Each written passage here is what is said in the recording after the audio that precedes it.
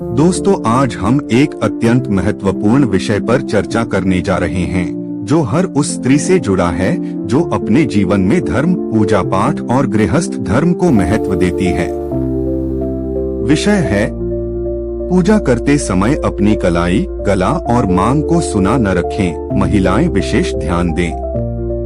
यह केवल एक परंपरा नहीं है, यह एक गहरी आध्यात्मिक चेतना, एक सूक्ष्म ऊर्जा का संचार और स्त्री की गरिमा, ऊर्जा और सौभाग्य की रक्षा का प्रतीक है।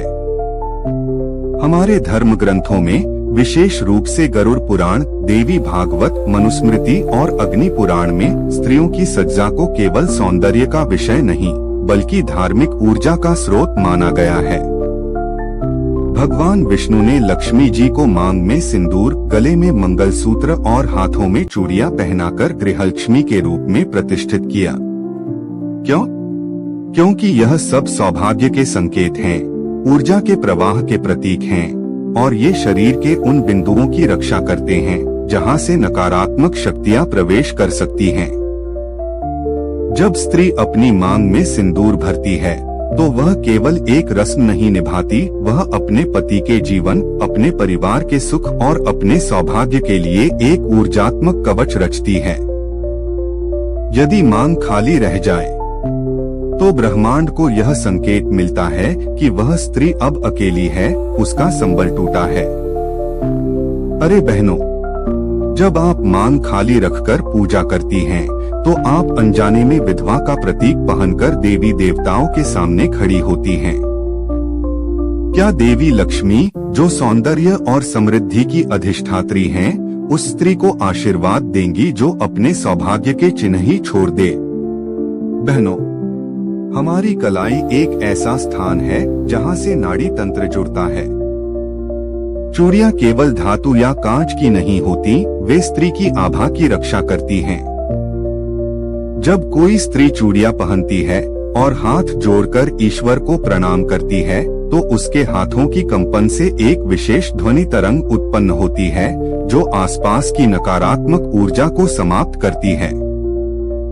यदि हाथ खाली हो तो वह दिव्य तरंग उत्पन्न नहीं हो पाती और फिर स्त्री की ऊर्जा कमजोर होने लगती है। मंगलसूत्र क्यों जरूरी है? बहनों, गले में जो मंगलसूत्र होता है वह न केवल पति के जीवन की रक्षा करता है, बल्कि गले के उस स्थान की सुरक्षा करता है जहां से वाणी निकलती है।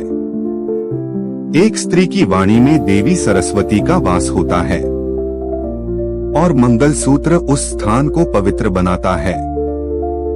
पूजा करते समय जब आप मंत्रोच्चार करती हैं, तो गले से निकलने वाली ध्वनि और मंगलसूत्र की शक्ति मिलकर एक दिव्य कंपन बनाते हैं जो आपके घर के वातावरण को शुद्ध करता है। यदि गला खाली हो तो वाणी दुर्बल हो जाती है और स्त्री की प्रार्थना भी उतनी प्रभावशाली नहीं रह जाती।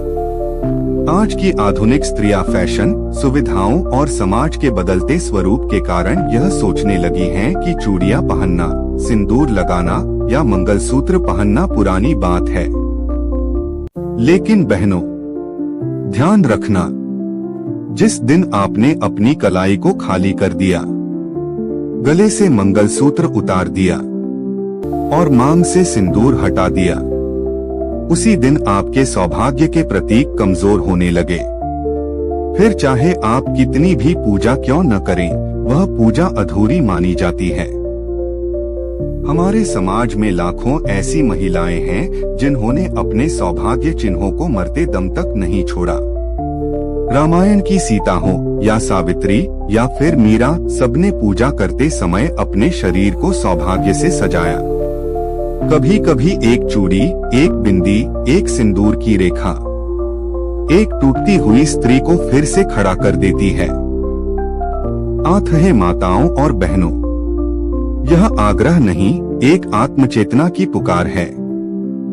पूजा करते समय अपने शरीर को सूना न रखें। कलाई में चूड़ियां, गले में मंगलसूत्र और मांग में सिंदूर जरूर हो। यह केवल आपके सौंदर्य की पहचान नहीं, बल्कि आपके सौभाग्य, श्रद्धा और शक्ति की प्रतीक है। यही धर्म है, यही परंपरा है और यही आपकी पहचान है। मांग में सिंदूर हो तो माँ लक्ष्मी प्रसन्न होती हैं। गले में मंगलसूत्र हो तो कलह दूर होती है। कलाई में चूड़ियां हो तो दरिद्रता भागती है। जो स्त्री इन प्रतीकों को लेकर पूजा करती है, उसके घर में कभी दरिद्रता, दुख और दुर्भाग्य प्रवेश नहीं करता। तो दोस्तों, अगर आपको यह वीडियो अच्छी लगी हो तो चैनल को सब्सक्राइब करें और कमेंट में अपनी राय जरूर रखें। वीडियो को लाइक करें और अपने दोस्तों के साथ शेयर जरूर करें। धन्यवाद।